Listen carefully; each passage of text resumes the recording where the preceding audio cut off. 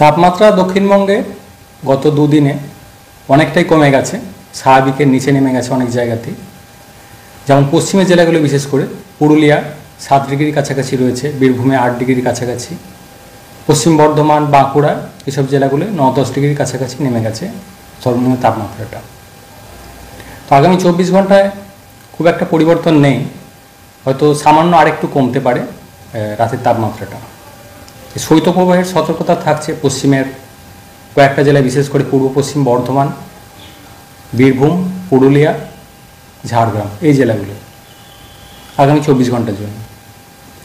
তো আগামী দুদিনে খুব বেশি চেঞ্জ হবে না তাপমাত্রা, তারপর আবার মেনলি 12 তারিখ থেকে তাপমাত্রা বাড়তে শুরু করবে। পরবর্তী 3 দিনে, 12 থেকে পরবর্তী 3 দিনে প্রায় 3-4 ডিগ্রি মতো বেড়ে যাবে সর্বনিম্ন তাপমাত্রাটা। দিনের তাপমাত্রা 12 তারিখ থেকে মোটামুটি বাড়তে শুরু করবে। এরপর বর্তমানে কলকাতা পার্শ্ববর্তী অঞ্চলে, যেটা গত 24 ঘন্টায় ছিল সর্বনিম্ন তাপমাত্রা 15.2 ডিগ্রির কাছাকাছি, স্বাভাবিকের থেকে 2 ডিগ্রি কম। এটা দিনের তাপমাত্রা কলকাতার ক্ষেত্রে 25 ডিগ্রির কাছাকাছি রয়েছে, স্বাভাবিকের থেকে প্রায় 3 ডিগ্রি মতো কম। তো আগামী 24 ঘন্টায় খুব পরিবর্তন হবে না কলকাতার জন্য, মোটামুটি সর্বোচ্চ তাপমাত্রা 25-এর কাছাকাছি, সর্বনিম্ন 15 কাছাকাছি থাকবে, হয়তো সামান্য একটু কমতে পারে আরও।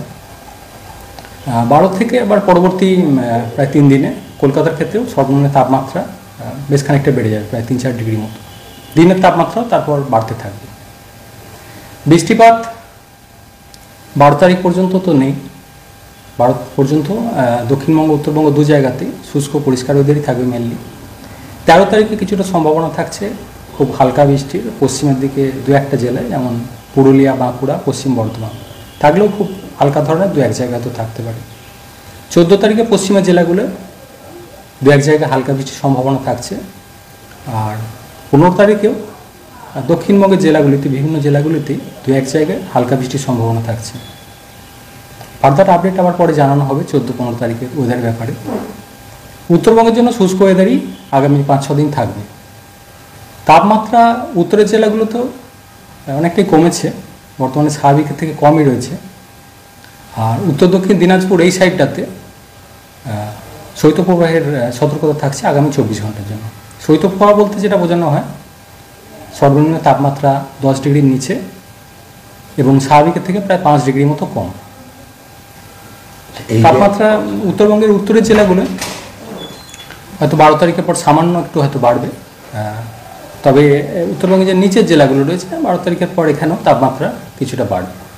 কলকাতার ক্ষেত্রেও তাপমাত্রা যেটা বললাম গত 24 ঘন্টা যেটা রয়েছে 15.2 ডিগ্রি, স্বাভাবিকের থেকে 2 ডিগ্রি মতো কম।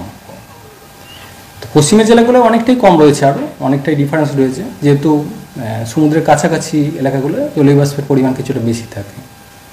কলকাতার ক্ষেত্রে আগামী 24 ঘন্টা যেটা বলা হলো যে এর কাছাকাছি থাকবে, হয়তো সামান্য একটু কমতে পারে।